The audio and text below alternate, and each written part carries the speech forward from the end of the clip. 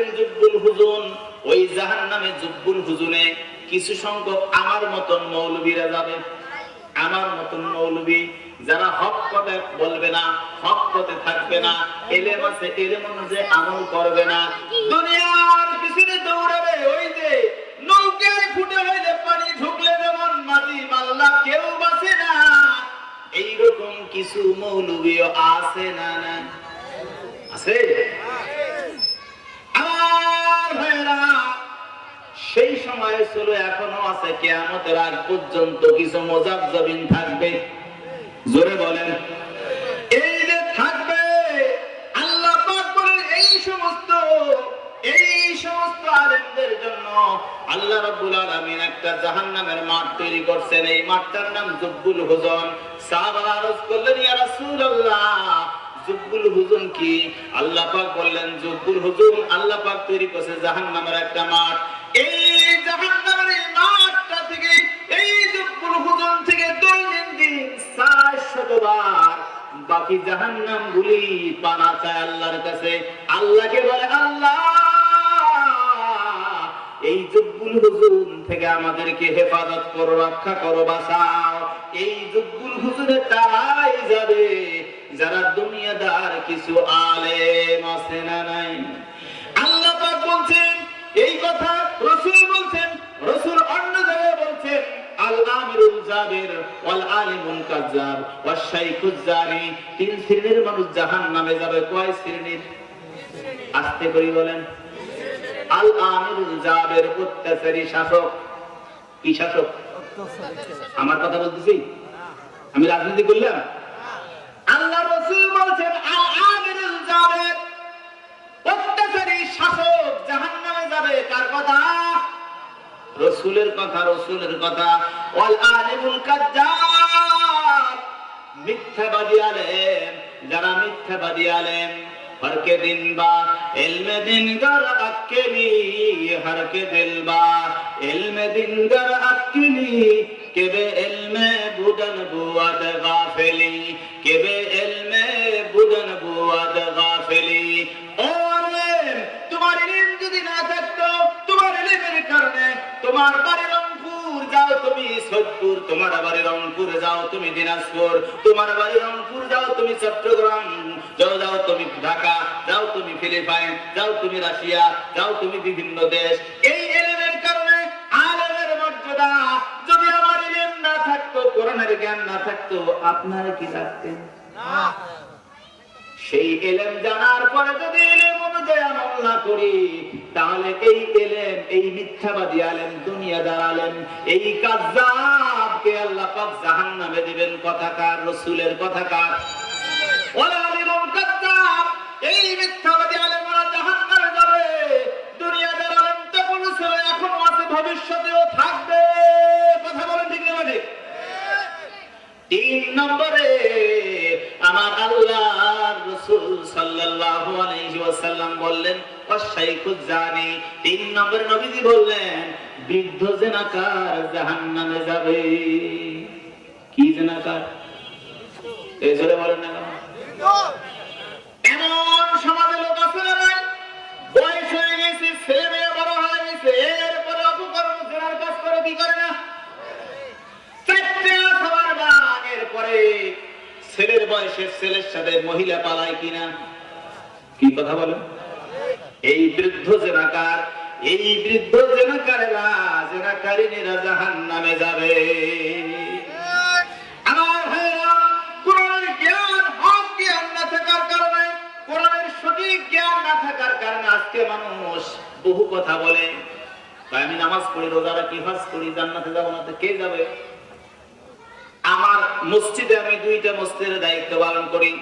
সেদিন এক মসজিদের আমার কিছু দায়িত্বশীল যারা দায়িত্ব পালন করে, তো এতদিন ধরে নামাজ পড়াইলাম, আযান দিলাম, মসজিদ ঝাড়ু দিলাম, জান্নাত কি আল্লাহ দেবে না? দেখছেন কথাটা কি ঠিক কইছে? আমি কইলাম জান্নাত তোমার বাবার, তোমাকে দেবে। এ ভাই, একবার সংসদ ভবন থেকে শুরু করে মসজিদের মেহরাব পর্যন্ত দুর্নীতিগ্রস্ত হয়েছে কি হয় নাই? মসজিদের মুয়াজ্জিন যদি মসজিদের তবলা চুরি করে তাহলে বুঝতে হবে এটাও দুর্নীতি। কথা বলেন, হয় কি না? হয় না? তারপর তবলা চুরি কারাগারি হয় না? এটা দুর্নীতি নয়? আমাদের আদর্শ নষ্ট হয়ে গেছে কোরআনের জ্ঞান না থাকার কারণে। এবার আসুন, এই যে আয়াত পড়লাম, এই আয়াত আপনাদের সকলের বুঝা দরকার। কোরআনের জ্ঞান সকলের থাকা দরকার। কথা বলেন। মসজিদের ইমাম যখন নেন, দূরবীন লাগে খেয়াল করেন, লক্ষ্য করেন, ইমাম সাহেবের দাড়ি ছোট না খাটো, লম্বা না খাটো, ইমাম সাহেবের পাঞ্জাবি খাটো না লম্বা, পাগড়ি আছে না নাই, জুব্বেটা বড় না খাটো। যদি খাটো হয় ইমাম নেবেন? জোরে কর। আমি আমার জীবনের শুরুতে, আজ থেকে প্রায় 30 বছর আগের কথা বলছি, তারও বেশি, প্রায় 35 বছর আগের কথা। এই 24 সালে কবিরপাড়া একটা জায়গা আছে, এইদিকে আছে না? গেছি আমি, তখন আমি ফাটা পাঞ্জাবি পরি, ফাটা পাঞ্জাবি পরে গেছি। তো চেহারা মানুষ, আজ থেকে 35 বছর আগে আমি চেহারা মানুষ একদম ইয়ং টকবকে চেহারা, কেবলমাত্র বিয়ে করছি আমি, তখন কেবলমাত্র বিয়ে করছি 90 সালে। গেলে ইমামতির ইন্টারভিউ দিবেন, যে দেখি ওরে সর্বনাশ। আর এক হুজুর আছে, একটা 14 হাত পাগড়ি মাথা পল্টাইছে। আমার কিন্তু পাগড়িও নাই, টুপি একটা ওই যে কিনা টুপি, মানে সুতের টুপি, পাগড়িও নাই, পাঞ্জাবিটাও খাটো, লোকটা তো বিরাট লম্বা, দেখতে একটু বিশ্রী, সর্বনাশ। আমার লেবাস পোশাক দেখিয়ে পায়, হুজুর এটা দূর থেকে আসছে, আজকে উনি পড়া, আর আগামী শুক্রবার আমরা চিনতে পারবো। দেখছি কিন্তু আমাকে, সত্য কথা বলছি ভাই। নামাজ হয়ে গেল, এবার মিলাদ। তো মিলাদের সময় ওই ফকিরপাড়ার লোক আছে, নাম নাজির সাহেব, ওনার নাম নাজির হোসেন, উনি ডিসির নাজির ছিল। এই নাজির সাহেব কয়েছে, ভাই ওই সভাপতি বলতেছে, সভাপতি সাহেব আর লোকটা দেখাইলাম, অন্তত লোকটা মিলাদটা পড়া। বুঝছেন ভাই? যখন মিলাদ পড়াইলাম, মিলাদ পড়ার পরে দোয়াটা করে দিল। মিলাদ আর দোয়ার পরে মসজিদে হয়ে গেল 3 ভাগ। বুঝছেন? কাউটায় পাঞ্জাবি খাটো, কাউটায় হয় না পাঞ্জাবি খাটো, উনি তো ভালো, কাউটায় ওনার তো ওনার থেকে অনেক ভালো, মানে বাগাবাগি চলে গেল। এই যে বর্তমান মানুষের অবস্থা। শেখ সাদি রহমতুল্লাহ তার সাগরিদের বাড়ি যাওয়ার সময় একবার মুসাফির হয়েছে। ওই মুসাফির হওয়ার পরে খাবার দিছে, পোড়া ভাত, একের পাইলের শেষের তরকারি, কোন রকম খাইছি। আসার সময় শেখ সাদি রহমতুল্লাহ আবার ওই বাড়ির মুসাফির হয়েছে। তো তার সাগরিদ একদম সুন্দর জামা কাপড়, রাজকীয় পোশাক দিয়ে বেড়াইছে। আবার যখন ওই বাড়ির জন্য মুসাফির হয়েছে, এবার খাওয়ার অন্ত নাই। এত খাবার, এত উন্নত মানের খাদ্যের ব্যবস্থা করছে শেখ সাদি রহমতুল্লাহ। তখন হাতি নাড়ে সেনার পকেটে দেবে, পকেটে দেয়। লোকটা অবাক, হুজুর এত সুন্দর পোশাক আপনি পকেটে ঢুকাচ্ছেন না খেয়ে, কারণটা কি হুজুর? কয় আমি যাহার প্রাপ্য তাহাকেই খাওয়াইতেছি। কথা বলেন, কথা বলেন। আমরা বাহ্যিক স্রোত দেখলে পাগল হয়ে যাই।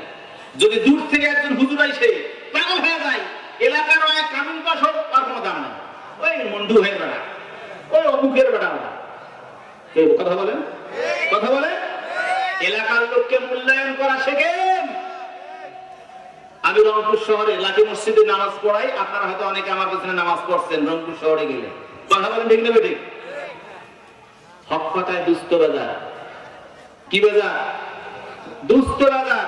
গরম ভাতে বিড়াল বাজার, চান্দি রাতে চোর বাজার, ডিম ভাজায় জামাই বাজার, উচিত কথা বউ বাজার। কি বাজার?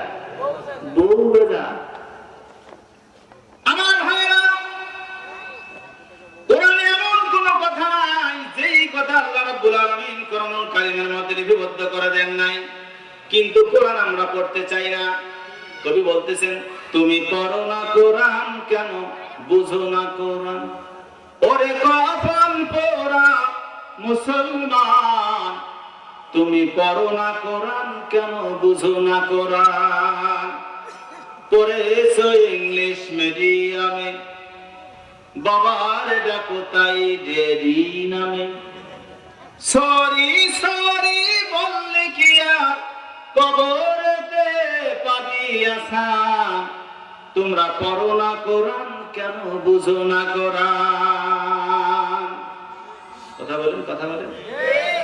কোরআন পড়তে হবে, কোরআন পাঠ করো, পাঠ ইকরা, পাঠ করো, পড়ো, ইকরা বিসমি রাব্বিকাল্লাযী খালাক, পাঠ করো তোমার প্রভুর নামে যিনি তোমাকে সৃষ্টি করেছেন। আমার ভাইরা, এই ছোট্ট ছোট্ট বাচ্চাগুলো যখন কোরআনুল কারীম পড়ে, আমাদের দেশের 8 বছর 10 বছরের বাচ্চা যখন 70 75টা দেশের মধ্যে ফার্স্ট হয়, কথা বলেন,